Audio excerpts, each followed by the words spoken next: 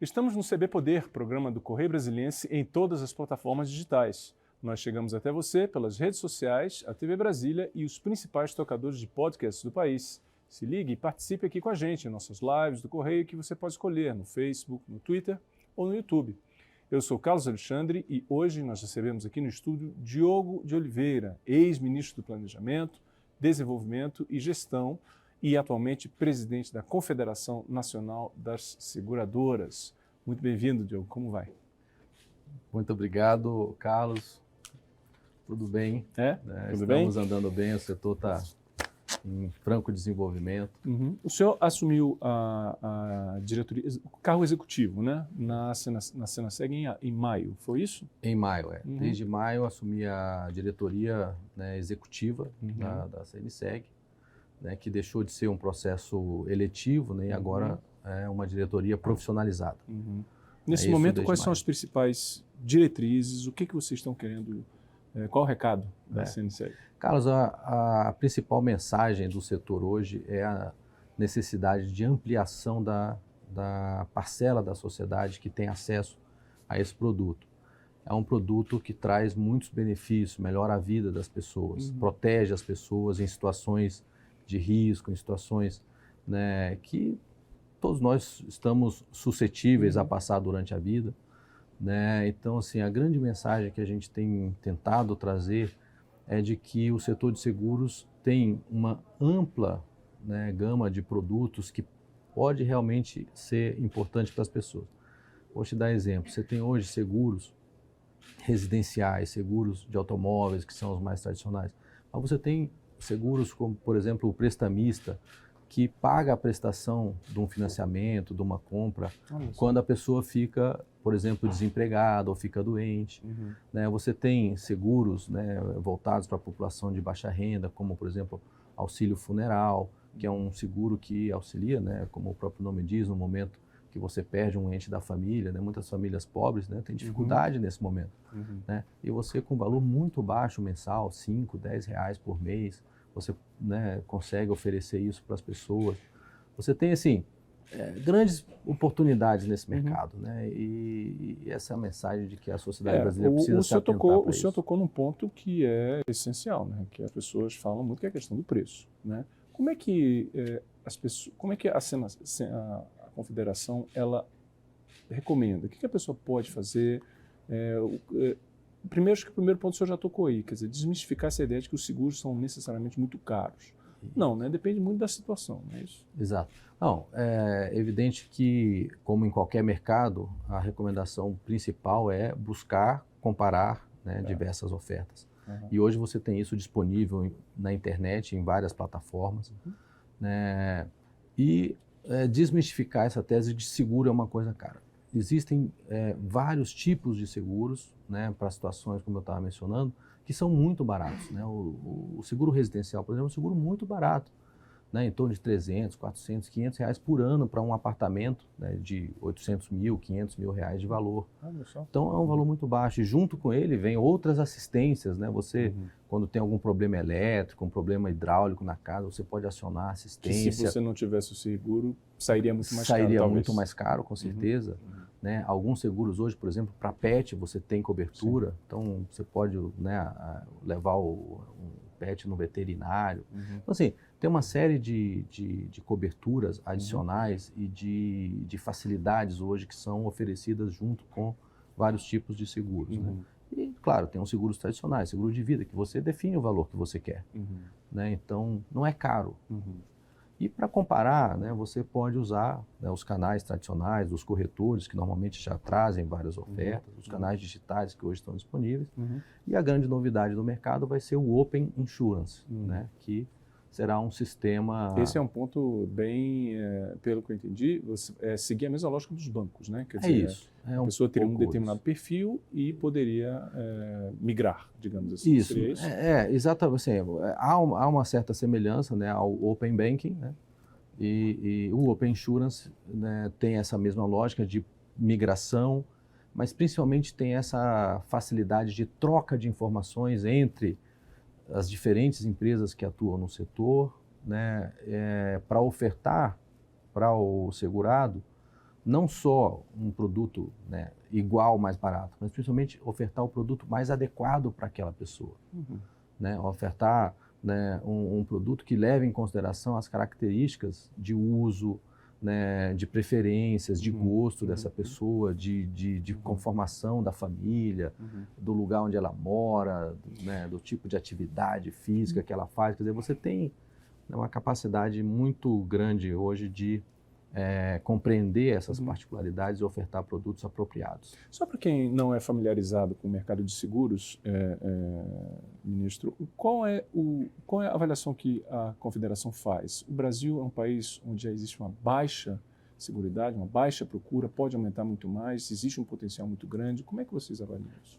Em números, que eu quero dizer. Pode aumentar muito, Carlos. Hoje eu te diria que em quase todos os produtos, o nível de cobertura máximo é em torno de 30% da população, né, potencial. Né, mesmo os seguros tradicionais, como automóveis, né, a cobertura não passa desse limite de 30% da frota. Até, na verdade, automóvel, por exemplo, deve estar em torno de 20 e poucos por cento de cobertura da frota total, né? Sim. Que é baixo.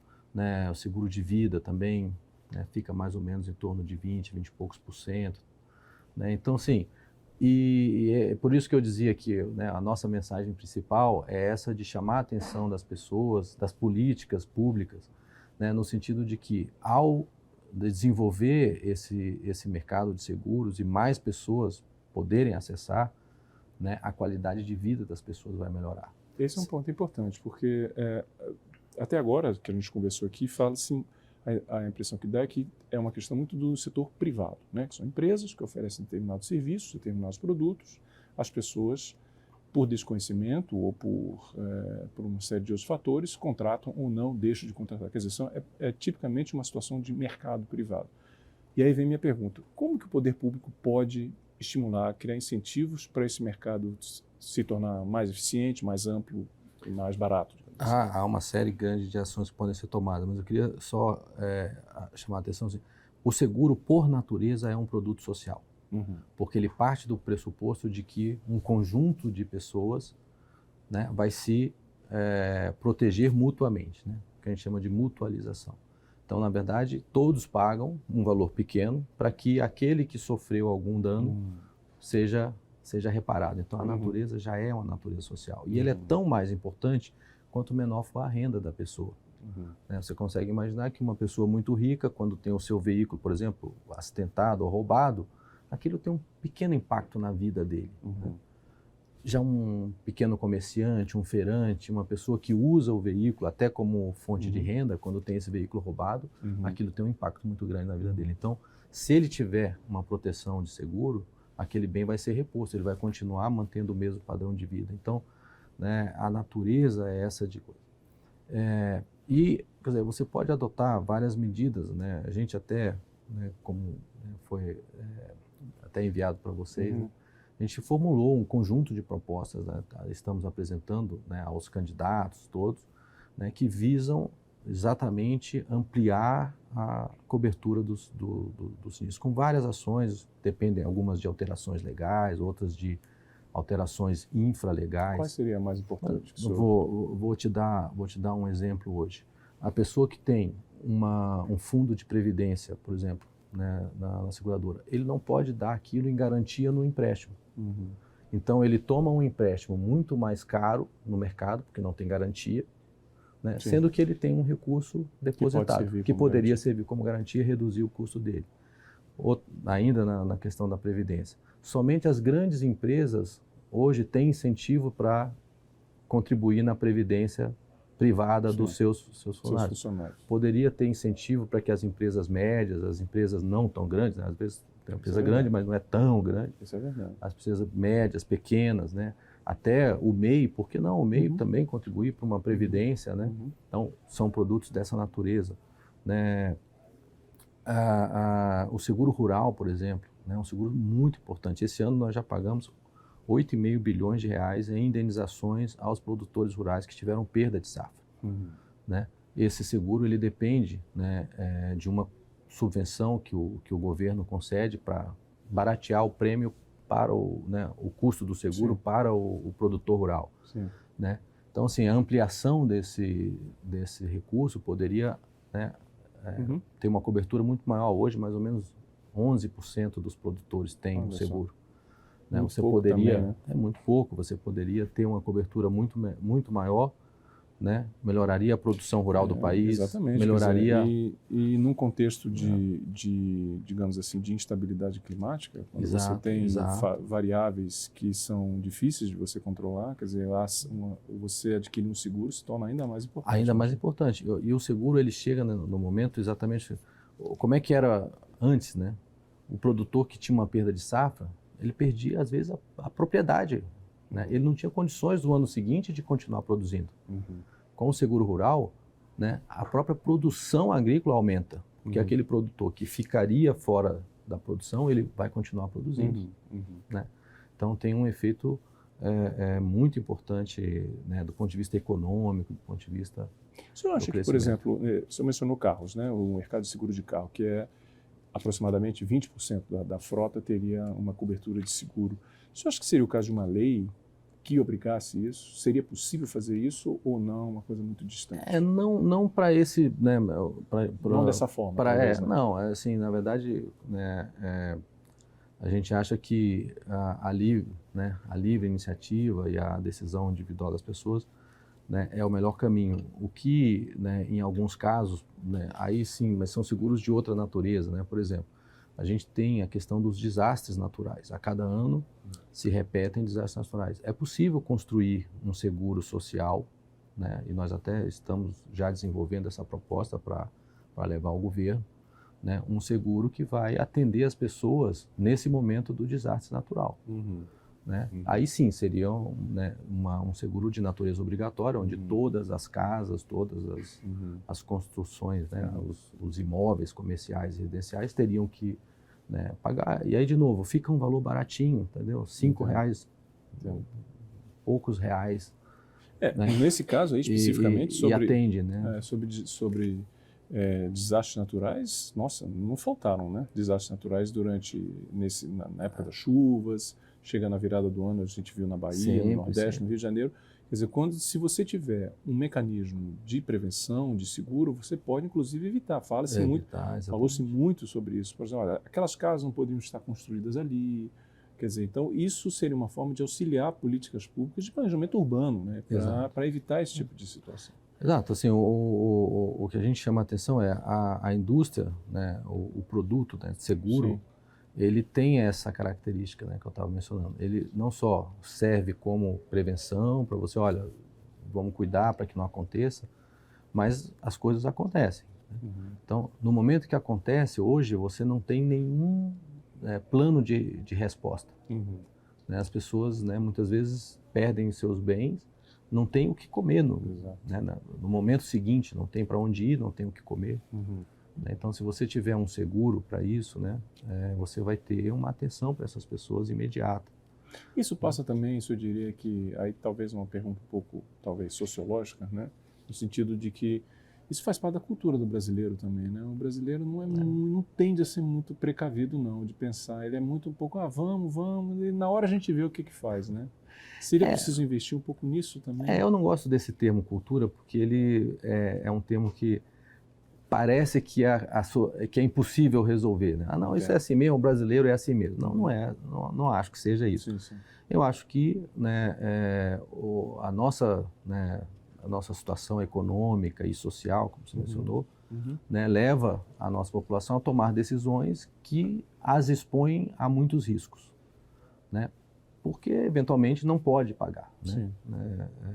Porque às vezes ele tem que escolher, né, entre o prato do dia ou, né, alguma coisa de mais longo prazo e assim por diante. Então, eu acho que, né, há um conjunto de fatores que precisam ser, né, endereçados no país para que o brasileiro, né, cada vez mais tenha acesso, né, a produtos mais sofisticados e tenha mais proteção na sua vida pessoal e financeira. Mas nesse ambiente que nós vivemos já hoje, né, há muito espaço para a gente desenvolver, como eu estava mencionando, com coisas bem objetivas e e ações que estão ao alcance da mão, né? Não Exato. precisamos aí, né, um esforço muito, né, grande de convencimento. Há ações que podem ser tomadas. E planos que, como você mencionou, né, bastante módicos, né? Quer dizer, que você não precisa pagar muito, Não. principalmente se você considerar uma possível situação você não tendo o seguro, né? Exatamente. Quando você compara, por exemplo, o caso da pandemia, né, as pessoas que tinham, né, seguro, seja seguro de saúde ou seguro de vida, né, e tiveram atendimento, né, isso gerou uma grande mudança de percepção, né? Muitas pessoas começaram a se comparar com o amigo, com o vizinho, com o colega de trabalho que tinha o seguro, né, e que tiveram claramente um atendimento muito melhor, tiveram, né, uma continuidade da sua vida. Quer dizer, bastante é um ponto melhor. que merece reflexão, então. Sem dúvida, assim, sem né? dúvida. Né? Perfeito, então. Ministro, eu vou pedir licença, um minutinho para o senhor, que eu vou fazer um pequeno intervalo, a gente volta a falar mais sobre seguros, o pensamento da Confederação, as propostas, seguro de saúde, rol taxativo também, a gente volta já. Me dá um minuto só e a gente volta com mais CB Poder, que recebe hoje Diogo Oliveira, ex-ministro do Planejamento e presidente da Confederação Nacional das Seguradoras. Até já.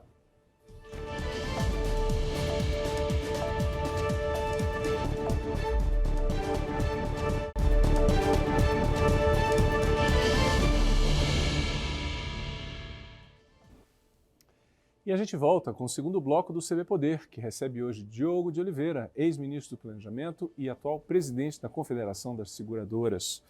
Diogo, a gente estava falando no intervalo aqui, antes da gente começar esse segundo bloco, sobre a estrutura da Confederação, né? São quatro, digamos assim, 4 eixos, né, com que a Confederação trabalha. Como é que são? Como é que é isso? São 4 federações que formam a Confederação, né? É a Federação da Saúde, a Federação de Seguros de Vida e Previdência, a Federação dos Outros Seguros, né, que a gente chama Seguros Gerais, e a Federação de Capitalização, né, que trata dos títulos de capitalização. Que está crescendo muito e é uma opção de investimento bem interessante, né? Sim, Carlos, tem crescido, é uma opção de investimento, muitas pessoas investem, né, é um setor que, né, grosso modo, ele distribui uma mega-sena de prêmio, né, por dia. Nossa! Então, é muito interessante. Eu tenho aproximadamente 15 bilhões em ativos e tem um papel social super interessante, porque, né, um dos produtos, né, da capitalização é exatamente o filantrópico, a capitalização filantrópica, onde, ao adquirir a capitalização, um percentual daquele valor já vai para uma entidade filantrópica. Então, no ano passado, foram transferidos 1 bilhão e 200 milhões de reais para entidades filantrópicas no país inteiro, dos mais diversos tipos. 1 bilhão e 200 mil? 1 bilhão e 200 milhões. Olha só. Então, assim, é um papel bem interessante de apoio. Entidades como a Paz, como, né, lar para idoso, né, atenção a crianças abandonadas, quer dizer, reforçando o caráter social, filantrópicos, né? Exatamente. Como você mencionou, né? Quer dizer, exato. Ajuda a pessoa, o interessado, claro, mas também diretamente, inclusive, outras entidades. E esse é um produto que vai crescer muito, né, nos próximos anos, porque foi regulamentada uma lei que disciplinou, né, né, os procedimentos, a natureza desse produto. Então, a gente está acreditando que, né, o setor vai aumentar, né, ainda mais essa contribuição, né, para as entidades filantrópicas aí nos próximos anos. Entendi. Uma das federações que o senhor mencionou é ligado à saúde, né? Saúde. E o senhor acompanhou muito bem uma questão polêmica que falou-se muito no Congresso, foi relativa ao rol taxativo, né? Dos planos de saúde. Qual a avaliação que a CNSEG faz em relação a isso? Carlos, a primeira questão que eu acho que tem que ser mencionada sobre essa questão do rol é que ele não é taxativo. Nunca foi taxativo, né? O rol, ele é evolutivo. Todo mês a ANS faz atualizações desse rol, né, com base em uma metodologia científica, né, técnica, né, com a comprovação, né, da eficácia, da eficiência desse produto, né, e isso vai acontecendo permanentemente. Então, nunca houve essa questão do rol ser um rol estanque lá, como se fosse uma lista, né, e nunca mais O ninguém que não está altera. na lista não é... Não é assim. feito. O que não está na lista vai sendo avaliado cotidianamente e a cada mês, Certo. né, e às vezes até menos, às vezes quando há uma questão mais urgente, em menos de um mês a ANS faz atualizações, né, nesse rol. Né. A outra questão é que, como eu estava dizendo, né, o sistema de seguros e assim também os planos de saúde é um sistema onde as pessoas compartilham o custo. Né. Então, ao você criar uma regra indefinida, né, que é, né, o que se chama de rol exemplificativo, é uma regra indefinida. Então, você não tem como saber quanto custa isso. Né, isso pode custar muito caro. E você tem hoje no Brasil, né, entidades, né, 950 operadoras de plano de saúde no Brasil inteiro. Muitas delas atendem a públicos pequenos de uma determinada região, um certo grupo de profissionais, assim por diante. Né, eu temo que os custos dessa incerteza, né, transforme, né, o acesso ao plano de saúde, né, para pessoas realmente de renda muito alta. Né, quando o que a gente quer é exatamente o oposto. A gente quer que, né, o sistema de saúde suplementar seja mais flexível, que a gente possa ter planos adequados para cada nível de renda. Né, é claro que você vai ter coberturas, né, específicas para cada tipo de plano. Né, você pode ter um plano ilimitado que cobre tudo, tal. Bom, vai custar muito caro, provavelmente só pessoas, né, de alta renda vão conseguir, mas você vai poder ter planos que atendem as pessoas, né, com os tratamentos, né, conhecidos, com né, a rede, né, de atenção da cidade. Quer dizer, o senhor chama atenção então para essa questão, essa indefinição, fica muito ampla, muito fica aberta. Muito indefinido, você pode... não sabe quanto vai custar, você não sabe se uma determinada operadora, por exemplo, que tem um público muito pequeno, que tem uma quantidade muito pequena de pessoas, você tiver um caso que custa milhões e milhões, né, como é que aquelas outras pessoas vão conseguir custear aquele valor? Então, assim, o grande risco que eu vejo com essa questão do rol é que ele realmente retire as pessoas da proteção da saúde suplementar. Né? E como é que fica em relação, por exemplo, a determinados casos, né? Específicos, como, por exemplo, se falou-se muito sobre em relação às pessoas que têm autismo, por exemplo. Como é que se fica nessa situação? Olha só, Carlos, isso foi tratado pela ANS já. Né? A própria ANS já resolveu, disciplinou essa matéria, né? Dos autistas, assim, né? De tudo, como eu disse, assim, há um processo estabelecido, né? E não é um processo demorado, é um processo ágil. Né? Então, todas as situações que, né, foram se apresentando, né, ao longo dos anos foram tratadas e foram resolvidas dentro desse mecanismo. Né? Mas é um mecanismo que tem previsibilidade. Né? O que nos preocupa é o oposto disso, né? É as pessoas, né, aparecerem com tratamentos milagrosos, com coisas não comprovadas ou com comprovação duvidosa. Né?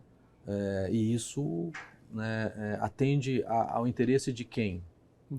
Né, não é do segurado, provavelmente atende ao interesse de quem está ofertando esses produtos.